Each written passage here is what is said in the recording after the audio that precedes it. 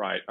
Won't take up too much of your time, but I just thought I'd say a little bit. So background, actually in 1995, I started a PhD at the Medical Informatics Group at Manchester with Alan Rector and Carol Goebel. And basically they had this large project developing the technology, ontology as we would now call it, and they had a classifier, but they had some problems with that. The problem they really recognized was that it was very, very slow. The problems they didn't really recognize were the facts that it had extremely vague semantics, rather limited features, and they used kind of ad hoc algorithms. So it was clearly actually just computing wrong answers really by any kind of reasonable semantics. And they just wanted me to make it go faster. So it seemed as though description logics was an interesting way to go, because looking at what Grail was trying to represent, it seemed to be quite close to what people were doing in description logics. So I started looking into that. Initially, I was looking mainly at what I describe here as scruffy description logic. So I won't name any names to, save embarrassment for the perpetrators, but my experiences there were pretty bad. Actually, the semantics weren't really very clear. Algorithms were even less clear. So you would read papers that, said the algorithm it uses forward chaining proof maintenance techniques, full stop. That was the description of the algorithm. So I didn't, and actually when you tried to use them in practice, they were even slower than the Galen classifier and gave wrong answers all over the place.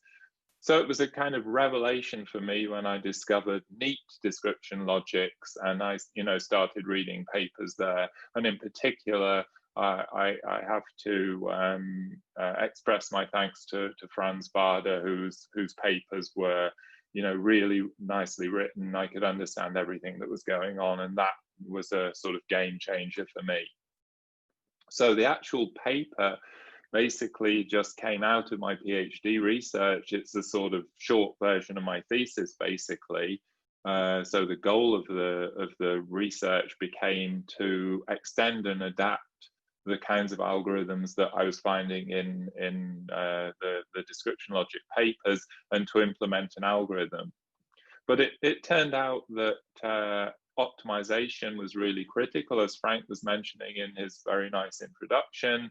And I had to develop and adapt from other sources a whole bunch of different optimizations. Some of the most important ones were rewriting into a sort of standard form to improve clash detection, absorption to localize application of general concepts, and backjumping to improve exploration of the search space.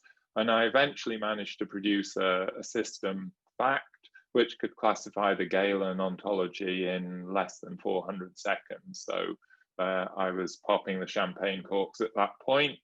But of course, that really was only the beginning of the story. In fact, I think why it really mattered was that this really, A, demonstrated that expressive description logics were practical, and B, started a line of research, which was in close collaboration with Uli Sattler, that led to these description logics, Schick and Schoik, which became the basis for W3C standards. And as Frank already said, the reason for that was really because FaCT and follow-on systems could demonstrate that this language could really be used in practice.